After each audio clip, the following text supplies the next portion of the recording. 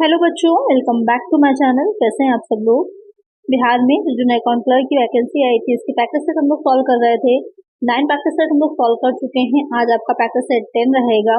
आई video को शुरू करते हैं। ये शुरू करने से पहले जिन बच्चों ने सब्सक्राइब नहीं किया सब्सक्राइब कर लीजिए।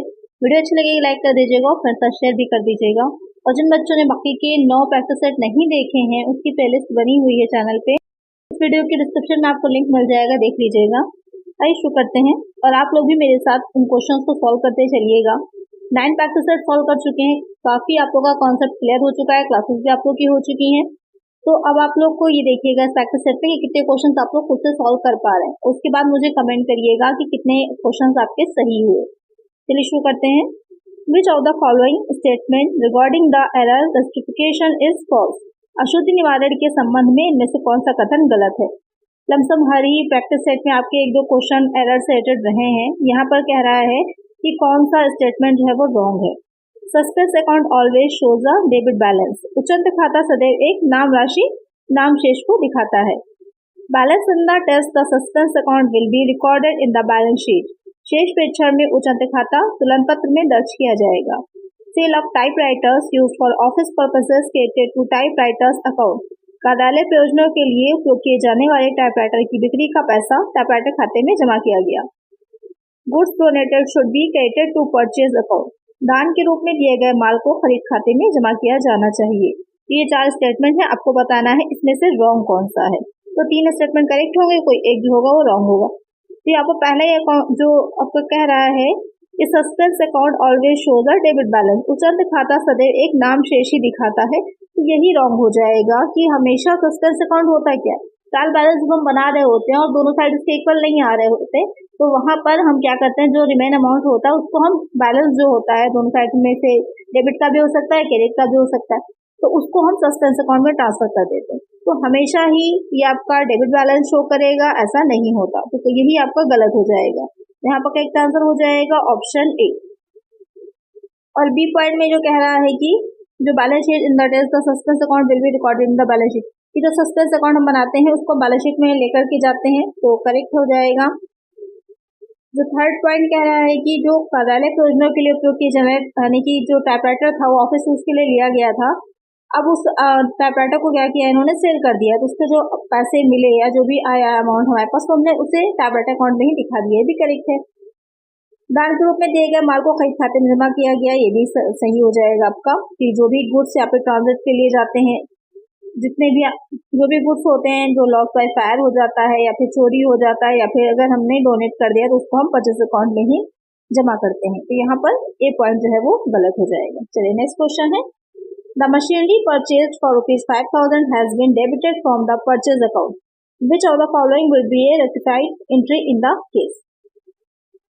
जो 5,000 में खरीदी गई मशीनरी को क्रय खाते से नाम कर दिया गया है, इस मामले में सुधारात्मक प्रविष्टि कौन सी होगी। 5,000 रुपए में या कि इन्होंने मशीनरी खरीदी थी लेकिन उसे कहाँ दिखा दिया, परचेज अकाउंट में, क्योंकि दिखाना कहाँ चाहिए था, मशीनरी के अकाउंट में दिखाना चाहिए था। तो अब वहां पर हमें ये बताना है कि क्या हम उसको करेक्ट करने के लिए एंट्री करेंगे। इसमें से आपके जो ऑप्शन दे रखे हैं कोई एक एंट्री जो होगी वो करेक्ट हो जाएगी। Debit to purchase account and credit to machinery account ₹5,000। Debit to purchase account and credit to cash account ₹5,000।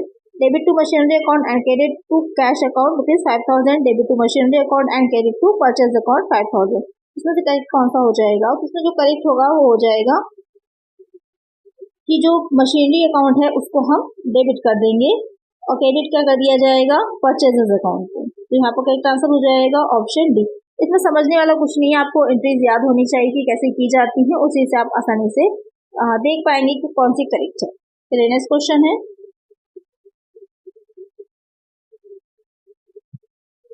Which one of the following errors will not affect the trial balance. निम्नलिखित में से कौन सी त्रुटि तलपट को प्रभावित नहीं करेगी, यानी कि कौन सी ऐसी त्रुटि होती है, एरर होता है जिससे कि ट्रायल बैलेंस होता है इफेक्ट नहीं उस पर डालता।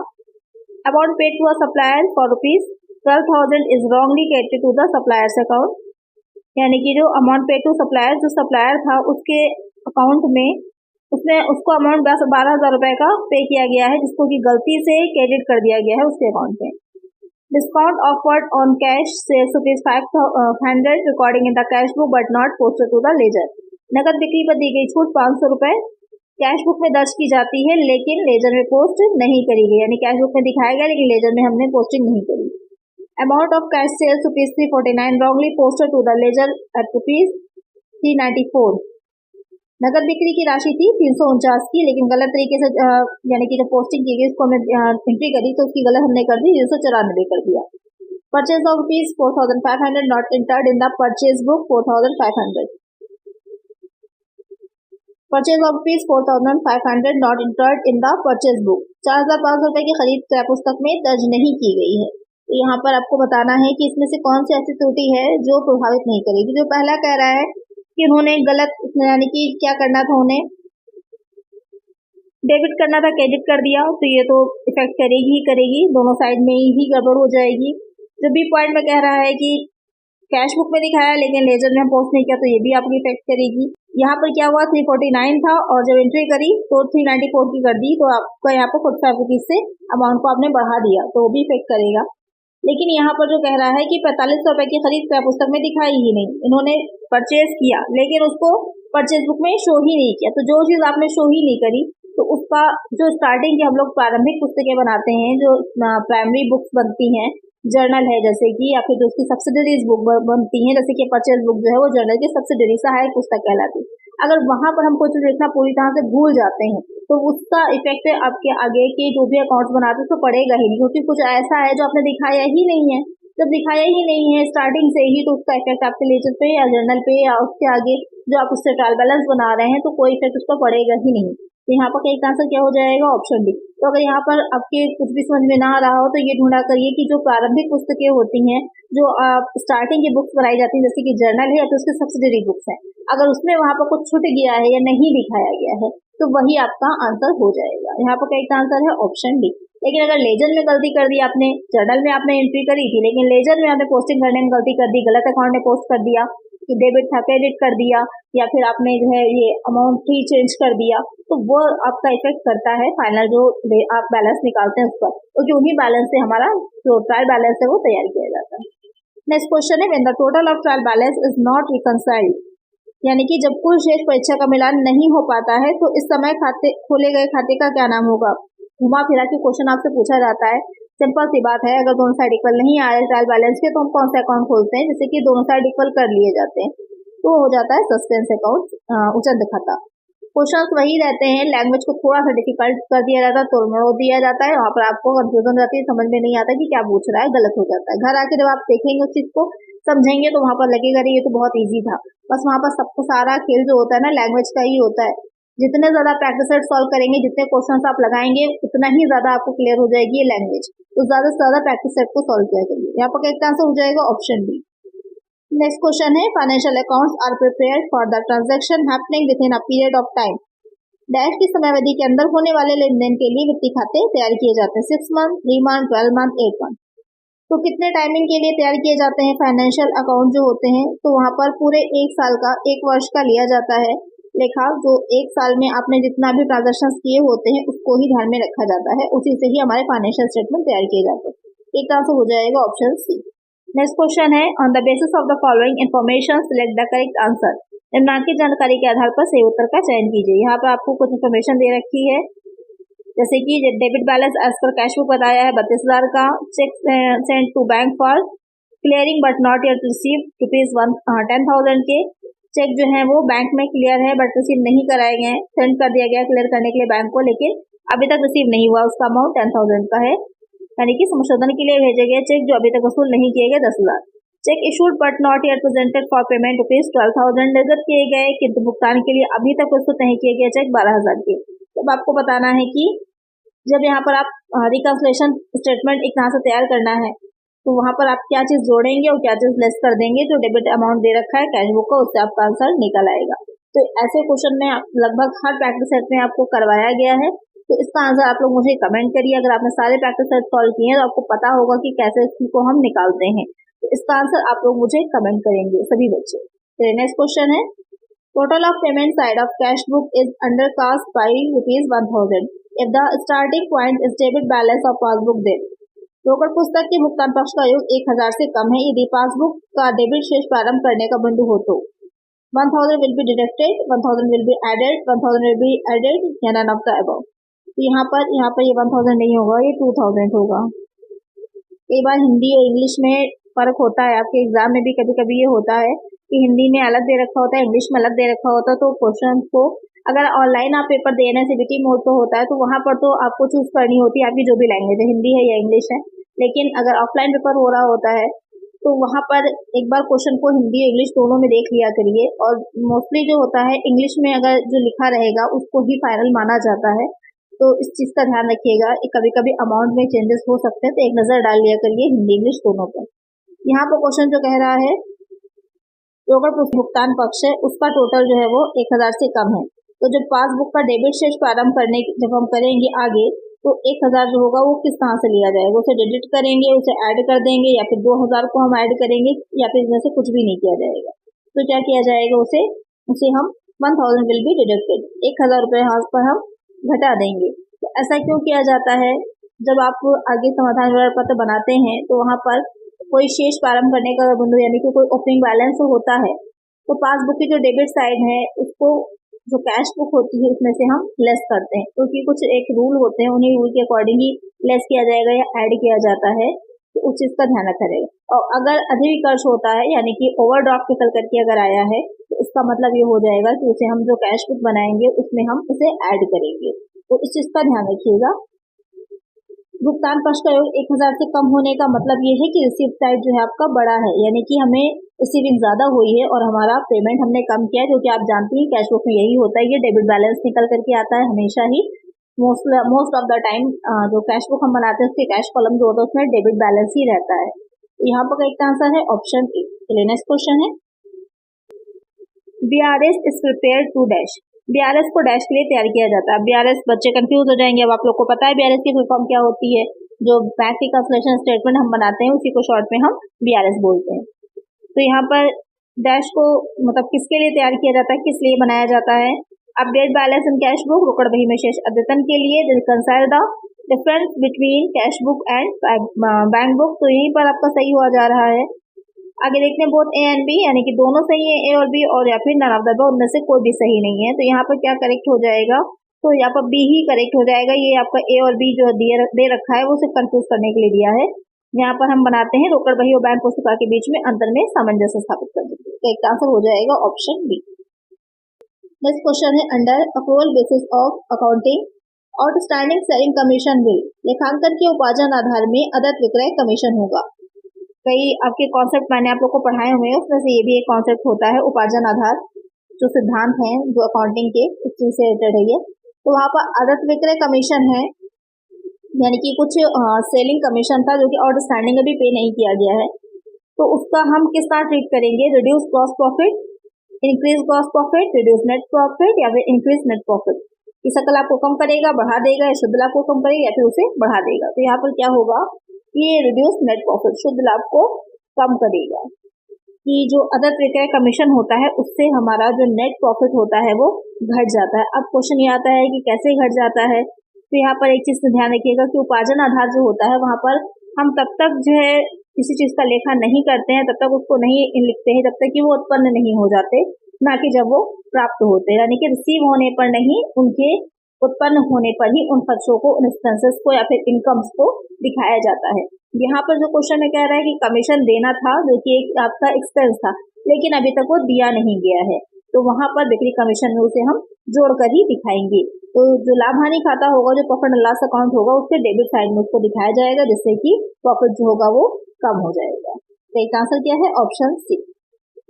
चलिए नेक्स्ट क्वेश्चन है, according to which accounting concept financial statement must disclose all the relevant information.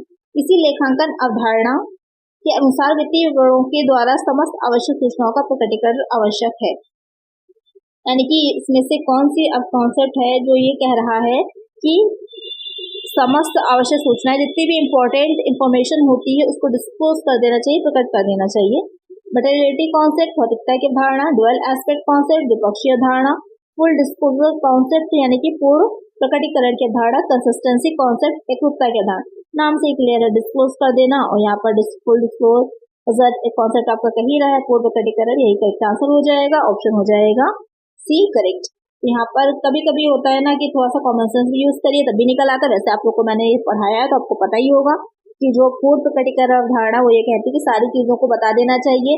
अगर जरूरत हो कुछ चीजों की तो बैलेंस शीट जो बना उसके नीचे जो है टिप्पणी के तौर पर, नोट के तौर पर बाकी चीजें अगर इंपॉर्टेंट है उनको भी मेंशन कर देना चाहिए।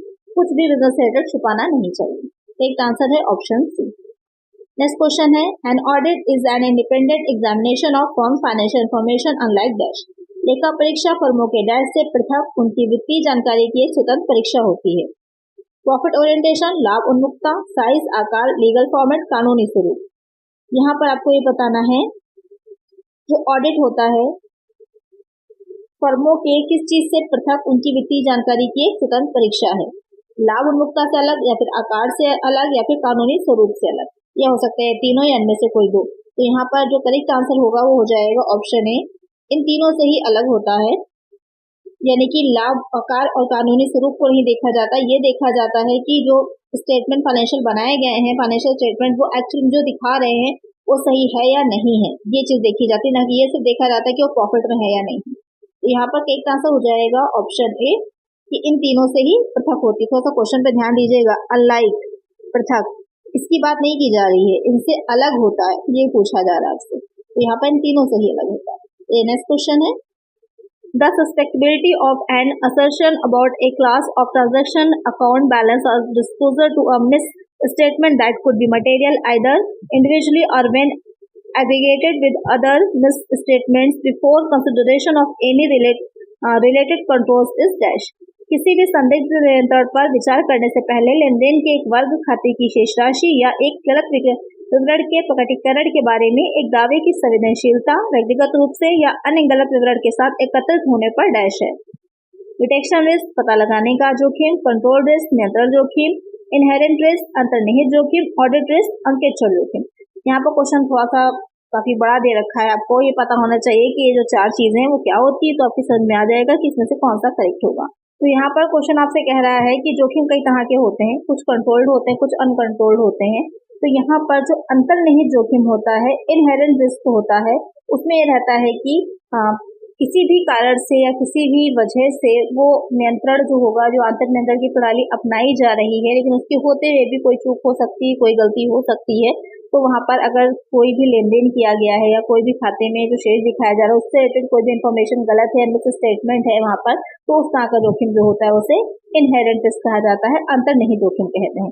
एक आंसर हो जाएगा ऑप्शन सी। नेक्स्ट क्वेश्चन है, the main purpose of audit is to. अंकेक्षण का प्रमुख उद्देश्य है चेक फ्रॉड्स एंड एरर, कपट एवं अशुद्धियों की जांचना, helps in detecting frauds and error, कपट एवं अशुद्धियों का पता लगाना, determine if the financial statement fairly represent the actual financial position and the working result of the organization। निर्धारण करना कि क्या वित्तीय विवरण संगठन की वास्तविक वित्तीय स्थिति और क्रियाकलापों के परिणामों का उचित प्रतिनिधित्व करते हैं। Help in formulating future plans, भावी योजनाओं को बनाने में सहायता करते हैं। तो यहाँ पर क्वेश्चन कह रहा है कि अंकेक्षण का उद्देश्य क्या है। तो कई बार इसका उद्देश्य मैं आप लोग को समझा चुकी हूँ कि मेन क्या होता है कि प्रतिनिधित्व करता है कि जो भी वित्तीय विवरण बनाए गए हैं किसी संगठन में रखे गए हैं कि वो सही है या नहीं है, या जो भी स्टेटमेंट दिखा रहे हैं वो सही दिखा रहे हैं कि नहीं दिखा रहे। एक आंसर क्या हो जाएगा यहाँ पर ऑप्शन सी हो जाएगा। ये सेकेंडरी हो जाते हैं, कपट का अशुद्धियों का पता लगाना, और ये प्राइमरी होता है। नेक्स्ट क्वेश्चन है, propriety audit is conducted to evaluate whether the firm is meeting the test of. औचित्य लेखा परीक्षा का आयोजन या मूल्यांकन करने के लिए किया जाता है कि फर्म ने इनकी कसौटी को पूरा कर रही है। जो औचित्य लेखा परीक्षा होती है वो क्यों कराई जाती है, क्वेश्चन ये आपसे पूछ रहा है। क्यों कराई जाती है? Government regulations and public interest, सरकारी नियम और लोकहित, यानी कि ये देखना मेन मतलब यही है यहाँ पर कि जो औचित्य लेखा परीक्षा होती है ये मेनली जो होगा वो लागत लेखा परीक्षा जो किया जाता है, जो कॉस्ट ऑडिट होता है उसी का एक भाग होता है। वहाँ पर ये दो तरह के किए जाते हैं, एक प्रॉपर्टी ऑडिट होता है औचित्य अंकेक्षण, दूसरा हो जाता है निपुणता या कुशलता एफिशिएंसी ऑडिट किया जाता है। तो ये क्यों किया जा रहा है, ये देखने के लिए किया जाता है कि जो सरकारी नियम और लोकहित है उन्हीं के अनुसार कार्य किया जा रहा है या नहीं किया जा रहा है, यानी नियमों का पालन हो रहा है या नहीं हो रहा। तो एक आंसर यहाँ पर ए ही हो जाएगा। चलिए नेक्स्ट क्वेश्चन है, deduction the respect of donation to certain funds, charitable institution etc under section 80G is available to. धारा 80G के अंतर्गत कुछ निधियों, धर्मार्थ संस्थाओं इत्यादि को दिए गए दान के मामले में कटौती निम्नलिखित के लिए उपलब्ध है। Individual, firm, companies, all of this. यानी कि जो 80G यानी कि जो दान डोनेशन हम करते हैं उससे रिलेटेड आपको ये डिडक्शन मिलती है, तो वो किनको मिलेगी, तो किसको दी जाएगी, कौन से करदाता ऐसे होते जो जिनको ये डिडक्शन मिल सकती है। क्वेश्चन एक है, यहाँ पर व्यक्ति को भी मिलती है, फर्म को भी मिलती है, कंपनियों को भी मिलती है। तो क्या एक आंसर हो जाएगा ऑल ऑफ दिस, इन सभी को ही ये डिडक्शन दी जाती है। तो नेक्स्ट क्वेश्चन है, in which country was GST first implemented in the world? विश्व में जीएसटी सर्वप्रथम किस देश में लागू हुआ? Italy, Canada, France, USA. तो फर्स्ट टाइम जो था कहाँ इम्प्लीमेंट हुआ था जीएसटी? तो फर्स्ट टाइम इम्प्लीमेंट हुआ था फ्रांस में। एक आंसर यहाँ पे हो जाएगा ऑप्शन सी। इंडिया में जो ली गई है, जो इंडिया में जीएसटी की चल रहा है या बनाया गया है या जो लागू हुआ है, वो लिया गया है कनाडा के उससे। लेकिन जो फर्स्ट टाइम इम्प्लीमेंट की अगर बात की जा रही कि कहाँ हुआ था, तो फर्स्ट टाइम इम्प्लीमेंट हुआ था फ्रांस में। एक आंसर यहाँ पे हो जाएगा ऑप्शन सी। भारत में कब से लागू हुआ? ये भारत में 1 जुलाई 2017 यानी कि 1 जुलाई 2017 से भारत में लागू हुआ था। एक आंसर यहाँ पर है, क्योंकि यहाँ पर किसी फर्स्ट टाइम पूछ रहा है कि किस देश में लागू हुआ, तो फ्रांस हो जाएगा। तो एक आंसर है ऑप्शन सी। नेक्स्ट क्वेश्चन है, dash on uncommitted pension received by a government servant. एक सरकारी कर्मचारी द्वारा प्राप्त अरूपांतरित पेंशन पर डैश है। यहाँ पर अनकमिटेड होगा, कमिटेड लिखा है इन्होंने, कंप्यूटेड होता है। फुली एग्जेम्प्टेड, पूरी तरह से छूट प्राप्त, up to 50% exempted, fully taxable, up to 20%। तो अगर सरकारी कर्मचारी है उसको अरूपांतरित अनकम्प्यूटेड पेंशन मिल रही है, तो क्या रहेगी या कितनी रहती है, एग्जेम्प्ट या फिर टैक्सेबल? ये क्वेश्चन आपसे पूछ रहा है। तो फुली टैक्सेबल होती है, पूरी तरह से कर योग्य होती है। करेक्ट आंसर हो जाएगा ऑप्शन सी। नेक्स्ट क्वेश्चन है, in the year 2020 to 21 an employer will get rupees 10,080 hostel expenditure allowance was received. Actual amount spent is rupees 30,000. What will be the taxable amount of the employer during the previous year if the employer has not opted for alternate taxation scheme under section 115 BAC?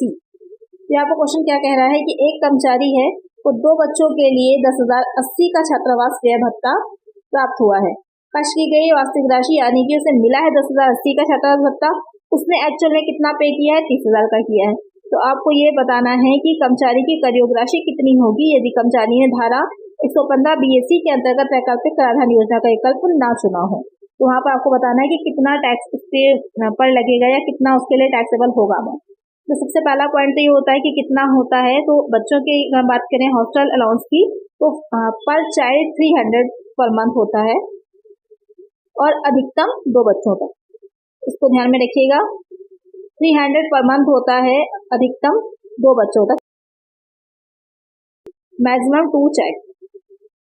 उसके according अगर हम बात करें, यहाँ पर जो अभी question में बताया हुआ है कि 300 + 300 यानी कि 600 रुपये तो हो जाएगा। उसको एक मंथ में 300 मिला, अगर 2 बच्चे थे क्योंकि, तो 600 रुपये उसको गवर्नमेंट 600 रुपये यहाँ पर उसको मिले पर मंथ के। अब यहाँ पर अगर हम इसे 12 से मल्टीप्लाई कर दें तो कितना हो जाएगा? 600 को अगर हम 12 से मल्टीप्लाई कर देते हैं 7,200 हो जाएगा, 7,200 रुपये हो जाएगा। और यहाँ पर उसको जो रिसीव हुआ है वो 10,080 का रिसीव हुआ है। तो यहाँ पर उसे छूट कितनी मिलेगी? इसमें से लेस कर दीजिए आप 7,200, ये 7,200 हम लेस कर देंगे। अब रिमेनिंग जो बचेगा उसको उतना ही जो होगा वो टैक्स देना होगा, उतने पर ही टैक्स लगाया जाएगा। कितना रिमेनिंग बचेगा? 2,880। यहाँ पर उसे इससे मतलब नहीं है कि वास्तविक राशि व्यय की क्या, ये 30,000 से उसे मतलब नहीं है। मेन होता है कि उसे कितना अलाउंस मिला है, कितना उसके लिए कटौती योग्य होगा, उसको लेस कर दीजिए। जितना अमाउंट बचेगा वही क्या हो जाता है, जो हमारी टैक्सेबल इनकम होती है उसमें हम ऐड करते हैं। तो कई तरह से यहाँ पर हो जाएगा ऑप्शन। ये राशि 30,000 की जो दे रखी थी सिर्फ कंफ्यूज करने के लिए दे रखी है। और यहाँ पर जो 2020-21 दे रखा है उसमें भी कंफ्यूज मत होइएगा। अभी भी जो आपका ये चल रहा है इतना 300 पर मंथ पर चाइल्ड के हिसाब से ही चल रहा है, मैक्सिमम 2 चाइल्ड तक। तो यहाँ पर कंफ्यूज मत होइए। और यहाँ पर कभी कभी बच्चे ये भी कंफ्यूज होते हैं 2 बच्चों को मिल रहा है कैसे निकाला, तो ये भी क्लियर हो गया होगा आपको कि 2 बच्चों को मिल रहा है तो 600 रुपये लेकर के चलना है आपको। 12 से मल्टीप्लाई कर दीजिए, 7200 आ गया, जो कि आपका वर्ष भर का हो जाएगा। अब उसको रिसीव कितना हुआ था? 10,080, जबकि उससे जो है 7,200 की ही कटौती मिलनी थी, लेस कर दिया, 2,880 टैक्सेबल इनकम में चला गया। चलिए यहाँ पर क्लियर हो गया होगा आपको अच्छे से कैसे निकालना है। तो एक आंसर है ऑप्शन 3। नेक्स्ट क्वेश्चन है, deduction under chapter 6A of the Income Tax Act 1961 are allowed after excluding which of the following income from the gross total income. आयकर अधिनियम 1961 के अध्याय 6A के तहत कटौती की अनुमति निम्नलिखित में से किस आय को सकल कुल आय से बाहर करने के बाद दी जाती है? Income from house property, long term capital gain, short term capital gain under section 111A के तहत, या फिर इनकम फ्रॉम लॉटरीज। यहाँ पर क्वेश्चन जो कह रहा है कि 6A जो है उसके तहत उसके अकॉर्डिंग किस आय को, किस इनकम को हम सकल कुल आय में से बाहर करने के बाद जो होता है वो कटौती देते हैं, तो कौन सी हो जाएगी? तो यहाँ पर आपकी चार जो दे रखी है उसमें से आपको चुनना है, कोई एक हो सकती है, कोई दो या तीन हो सकती है, कौन सी हो जाएगी करेक्ट? तो यहाँ पर जो लॉन्ग टर्म कैपिटल गेन होती है उसको, और जो शॉर्ट टर्म कैपिटल गेन होती है और जो लॉटरी होती है, इन पर अलग से लगाया जाता है टैक्स 15%, 10% या फिर लॉटरी है 30%, इस पे अलग से लगाया जाता है। तो इनको अलग कर दिया जाता है, जब हम टैक्सेबल इनकम निकाल रहे होते हैं वहां पर अलग से टैक्स लगाया जाता है इसके ऊपर। तो यहाँ पर ये तीन हो जाएंगे पॉइंट, तो सेकंड, थर्ड और फोर्थ तो किसमें दे रखा है? ये हो जाएगा ऑप्शन डी में। करेक्ट आंसर हो जाएगा ऑप्शन डी। नेक्स्ट क्वेश्चन है, labour cost variance is the difference between standard cost और एक्चुअल कॉस्ट। मजदूरी लागत, विचलन, माप लागत तथा वास्तविक लागत के बीच का अंतर होता है। Budgeted cost of labour, actual cost of labour, estimated cost of labour, variable cost of labour. तो क्वेश्चन कह रहा है कि LCV जो निकाली जाती है, लेबर कॉस्ट वेरिएंस जो होता है, किसका डिफरेंस है? ये आपसे क्वेश्चन में पूछ रहा है। Is the difference between standard cost and actual cost. तो यहाँ पर वो किससे रिलेटेड है या क्या है, ये आपसे क्वेश्चन में पूछा है, तो वो हो जाता है एक्चुअल कॉस्ट ऑफ लेबर। वास्तविक मजदूरी की लागत निकली जाती है कि एक्चुअल में किसकी मजदूरी दी गई है। तो एक आंसर हो जाएगा ऑप्शन बी। तो आज की वीडियो में इतना ही। नेक्स्ट वीडियो में इसके आगे जो क्वेश्चंस हैं उससे सॉल्व करेंगे, जो कि आपका लास्ट पार्ट भी रहेगा इन प्रैक्टिस सेट का। तो आई होप आपको सारी वीडियोस अच्छी लगी होंगी। अगर नहीं देखी है अपने प्रीवियस वीडियो तो वो भी देख लीजिएगा, तो अच्छे से आपको पूरा एक्सप्लेन हो जाएगा। और इतने क्वेश्चन सॉल्व कर लिए हैं अब हम लोगों ने कि एग्जाम के लिए बहुत ईजी रहेगा। अगर कुछ बचता है तो आगे भी आपकी जो दो प्रीवियस ईयर के पेपर हैं वो भी सॉल्व करवा दिए जाएंगे, जो आगे वीडियोज में आएंगे, इसी में रहेंगे।